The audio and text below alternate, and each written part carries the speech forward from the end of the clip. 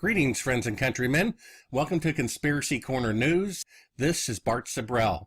Conspiracy Corner News briefly highlights the week's most significant and underreported news events throughout the world, focusing on special preparation for the difficult times ahead for all mankind.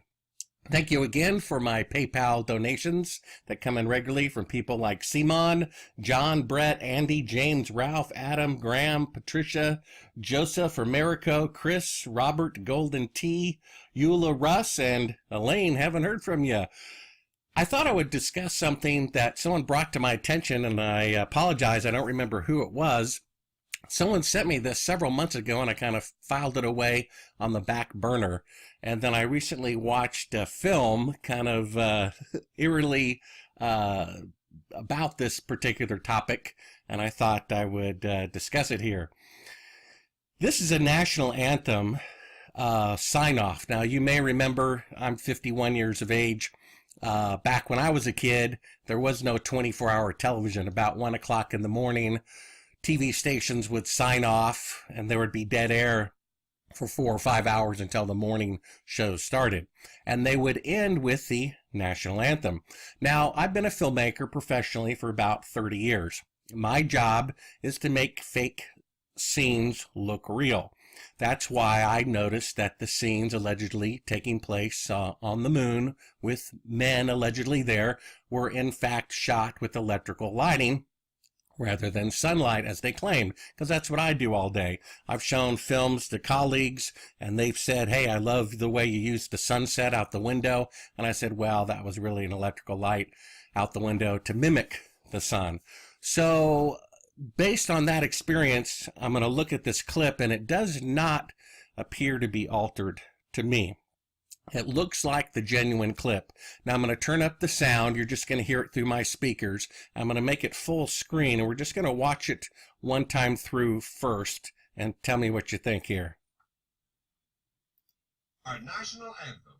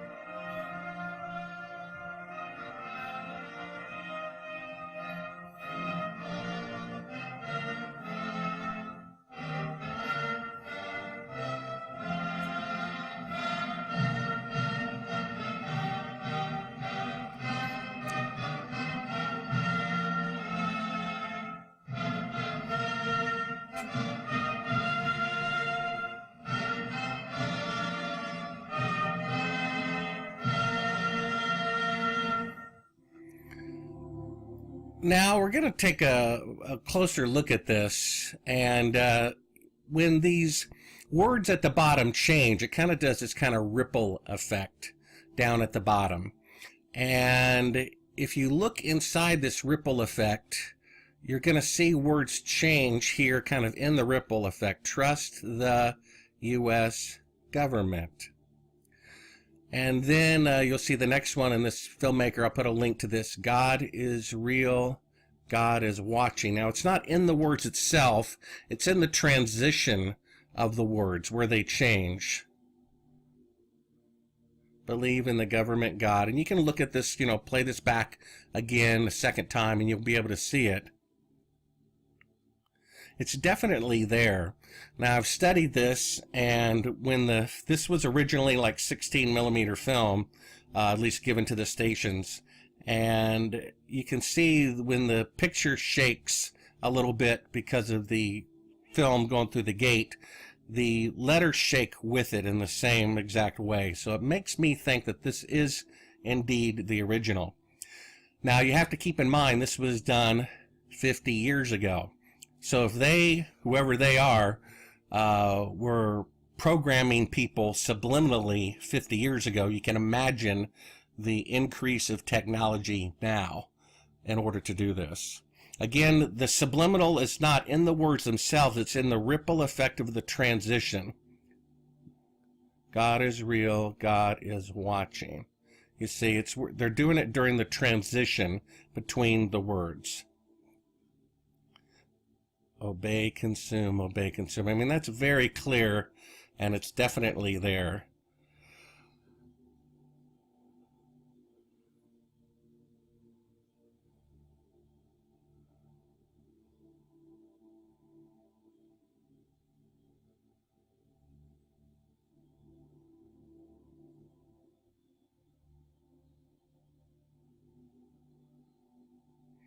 And let's look at that one more time. It's right here.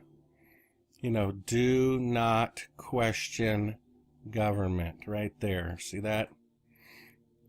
Hidden in the transition. Of course, you can only see it when you slow it down. Of course, in the 1960s, no one had that capability at home to do that. Believe in government, God. I mean, that's pretty clear, too, here. Let's look at it one more time here. Believe in government, God. Now again, when you go back to the beginning of it, you don't see it. Our national anthem.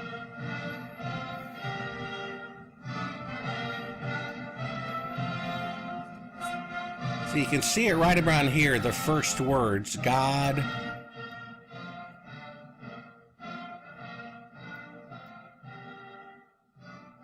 And then, of course, when they slow it down for us, this YouTube channel, which we'll link to here, Trust the U.S. Government. Now, all this to say, let's hold on to this for a second here. This is the words that it actually says. Trust the government. God is real. God is watching. Believe in government, God. Rebellion is not tolerated. Trust the U.S. government, who fakes the moon landings and stuff like that. God is real. Believe in government, God, which is interesting. They're wanting to get rid of the original creator of the universe and say that men's institutions are now God. Rebellion is not tolerated. And this is really interesting because we're going to show a clip from this film I watched the other night, They Live. And you'll see this is some of the words we saw in that movie. Obey, consume, obey, consume. I always thought it was funny that Bush Jr. was so popular, winning, 2 elections, and he constantly referred to his fellow man and fellow countrymen as consumers. Consumers this and consumers want that, and I here to, serve consumers, not people, not citizens, not Americans, consumers. That's how these elite people view the rest of mankind beneath them in the hierarchy. They are just cockroaches consuming the things that they manufacture. It says, buy, believe, worship, consume, believe, do not question government, God. Now that's pretty fascinating here. Now you all may remember the Magic Eye posters. These came out, I think, in the early 90s. To tell you the truth, I had a hard time seeing them at first. It took me quite a while to see them, and if you've never seen these before, there's a little trick. You're really trying not to look at the surface of this kind of blue-green picture that you see. You're trying to look through it. So imagine this blue-green surface is just kind of the front of the plate of glass. Try to look through it, try to look past it. Now, I've trained myself to see these things really easily, and for those who can now see it, you'll see a cross of Christ right here outlined, and you'll see the fish, kind of the Christian fish symbol that goes all the way around there, and it's extremely three-dimensional. I mean, that's pretty fascinating. This is a two-dimensional screen, and it looks like it's going back from, the screen that I have about 2.5 feet in depth. It's really crystal clear. And so if they're doing things, like this, back in, the 1960s, they can do this in the 90s. Imagine what they're doing today. Now, here is the most obvious case that I've seen of subliminal advertising. This, I believe, was in the late 80s, early 90s. Pepsi decided to come up with, they released 5 different designs of Pepsi cans to see which one was most popular. Now, you're seeing the highlight over here, but basically if you turn these one can one way and one can another way and stack them a particular way, it would spell out sex, and here it is for you. There are numerous examples of this. Just look up subliminal advertising on a Google search and it will show you, a bunch of examples of that. Now here we're going to do full screen of this for a second. This I watched the other night. It's really interesting and entertaining, but basically it has to do with, the film is called They Live. I'm sure you could rent it really cheap online or buy it for $8 like I did on DVD. And it's how subliminal advertising is all around us. And these underground groups of people are trying to wake up their fellow Americans. And they have these sunglasses they have designed that will allow people to see what is really there. Remember, we saw in the national anthem, it said, consume, obey, consume. It's pretty interesting that this movie, which I think came out, I should have looked this up, but I think it came out in the late 80s, early 90s. It said that. So somebody in Hollywood already knew part of the message here. Now in the film, the elite people are reptilians or something like that. Some people believe those entities are actually fallen angels who have been around since the beginning of the creation here when they were kicked out of heaven. And they're the ones controlling the Pope, the presidency, and that's why they protect their bloodline.